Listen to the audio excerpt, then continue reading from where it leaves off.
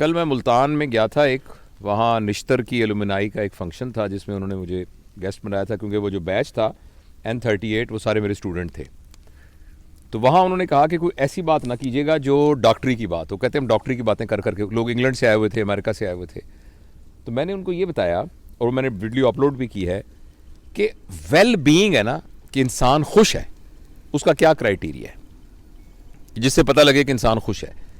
उसमें से एक क्राइटेरिया ये था कि इंसान की सेहत अच्छी होनी चाहिए। अगर इंसान की सेहत अच्छी ना हो तो वो वेल बीइंग क्या है, फ़र्ज़ करें उसको बहुत सारे पैसे हैं, उसकी बहुत बड़ी गाड़ी है, उसका बहुत बड़ा घर है, लेकिन अगर उसकी सेहत ठीक नहीं है। अच्छा, उन्होंने पूछा जी सेहत ठीक करने के बारे में बताएं। मैंने कहा जी उसमें से जो अहम है ना वो 4 बातें हैं।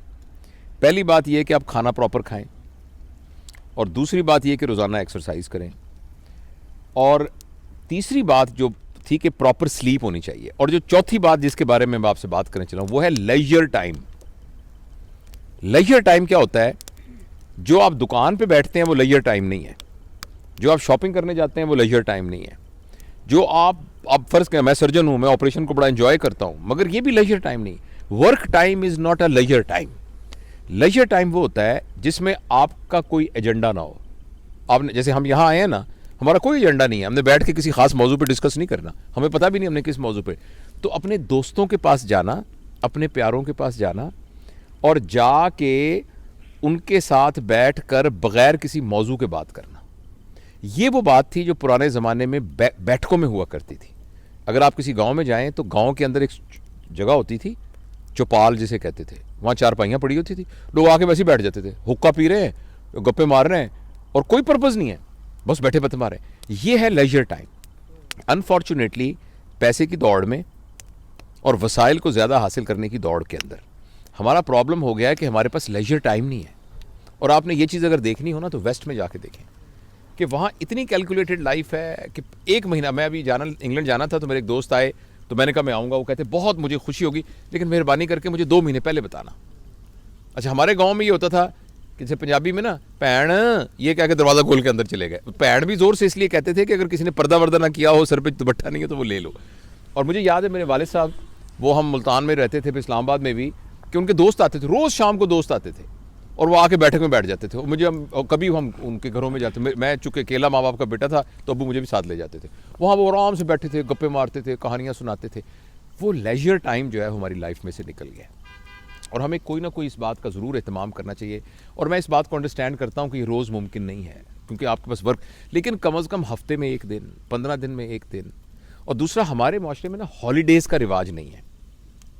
वेस्ट में आप देखिए, जो भी बंदा अपने वेल कहेगा, well I have my children are working, I have got my own house and I have a decent holidays. तो डिसेंट हॉलीडेज़ होना जो है ना वो एक क्राइटेरिया है वेल बीइंग का। लेकिन हम आजकल हमारे इस माशरे में ना हॉलीडेज़ का कॉन्सेप्ट नहीं है। हम हॉलीडेज़, तो हमें हॉलीडेज़ ज़रूर करनी चाहिए, और बड़ी हॉलीडेज़ नहीं कर सकती, छोटी हॉलीडेज़ करनी चाहिए जिसमें आप 4-5 घंटे के लिए दोस्तों के साथ बैठे हैं और गप्पे मारते हैं। इसके अलावा एक चीज़ जिसको हम निगलेक्ट करते हैं और जिसका नबी करीम सल्लल्लाहु अलैहि वसल्लम ने बड़ा कहा है, वो है सिला रहमी। सिला रहमी का मतलब होता है अपने रिश्तेदारों से ताल्लुक़।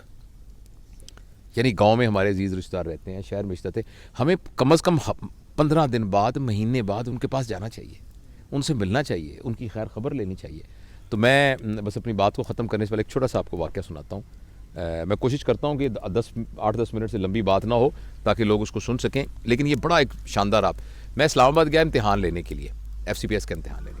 वहाँ इस्लामाबाद होटल में मैं ठहरा। तो जब मैं इस्लामाबाद में ठहरा तो मैं चूँकि वहीं पला बड़ा हूँ और वहीं सारा, तो मुझे ऐसे ख्याल आया, तो मैंने एक दोस्त को फ़ोन किया, उसका नाम मिराज है, सुन रहा होगा शायद, न्यूरो सर्जन है वो।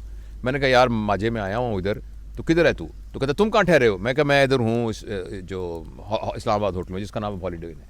तो वो कहने लगा कि ले, मैं तो उसके सामने सड़क से गुजर रहा हूँ, कौन सा कमरा है तुम्हारा? मैंने बताया, कहता मैं आ रहा हूँ। अच्छा, वो आ गया। अच्छा, इतने में ना उसने कहा यार इसके साथ ही महबूब इलाही रहता है, वो खबर में काम करता था खबर, तो वहाँ कोई एडिटर शेडिटर था, तो उसने कहा मैं उसको भी बुला लेता हूँ। वो महबूब इलाही भी आ गया। उसके बाद हमारा एक और दोस्त था, तो उसने उसको फ़ोन किया, वो भी आ गया, तनवीर ज़फ़र, वो आजकल अमेरिका में है, वो भी आ गया। हम चारों जब बैठे ना तो हमने गप्पे मारनी शुरू कर दी, और मेरा जाने का टाइम था जहाज़ का। तो अचानक मुझे कहने लगा यार बिल्कुल साथ वाजिद है, ये सारे मेरे स्कूल के क्लास फेलोज थे, एक न्यूरो सर्जन है, एक जर्नलिस्ट है बहुत बड़ा, और जो तीसरा था तनवीर, वो फॉरेन अफेयर्स में काम करता है आजकल न्यूयॉर्क में। तो वाजिद जो हम में से था ना, उसके वालिद साहब थे, दर्जी थे। तो उसने वाजिद ने वही वाली काम शुरू कर लिया और मेलोडी मार्केट के अंदर उसकी कपड़े की बहुत बड़ी दुकान थी और दुकान के साथ ही उसका टेलरिंग का काम भी था। तो उसने कहा यार मैं वाजिद को पता लगेगा कि तुम आए हो जवेद तो बड़ा खुश होगा, तो चलते हैं। तो मैंने कहा चलते। तो मैंने नीचे सामान चेकआउट होने के लिए मैंने कहा साथ ही वॉक करके चलते हैं। हम वॉक करते करते करते वहाँ पहुँचे तो बड़ी सी दुकान थी। तो वहाँ हम अंदर गए तो उसने कहा कि एक लड़का निकला। तो मैंने कहा कि बेटा, उसने कहा महबूब लाई नहीं, क्योंकि ज़रा मैं तो बहुत सालों से देखा ही था। तो वो कहने लगा कि वाजिद किधर है वाजिद साहब। तो उसने गौर से देख के कहने लगा आप अंकल कौन है। तो हमने कहा हम वाजिद के क्लास फेलो हैं सारे। कहने लगा अब्बू तो 2 साल हो गए फौत हो गए।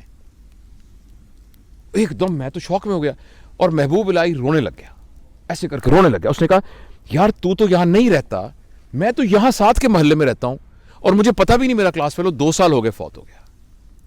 तो एकदम ना फिर मैंने उस बच्चे को गले लगाया। मैंने कहा बेटा तू हमें बिल्कुल नहीं जानता, हम तेरे चाचे हैं हम और तेरे अब्बा के दोस्त थे। और बड़ा फिर बैठ के हमने फातिहा पढ़ी और वापसी पे हम सब ने ये फैसला किया कि यार ज़िंदगी का क्या पता है, तो जब तक हम जिंदा हैं हमें अपने दोस्तों से, मिलने वालों से, ताल्लुक़ वालों से राब्ता नहीं मुनक़ता करना चाहिए, उनको मिलते रहना चाहिए।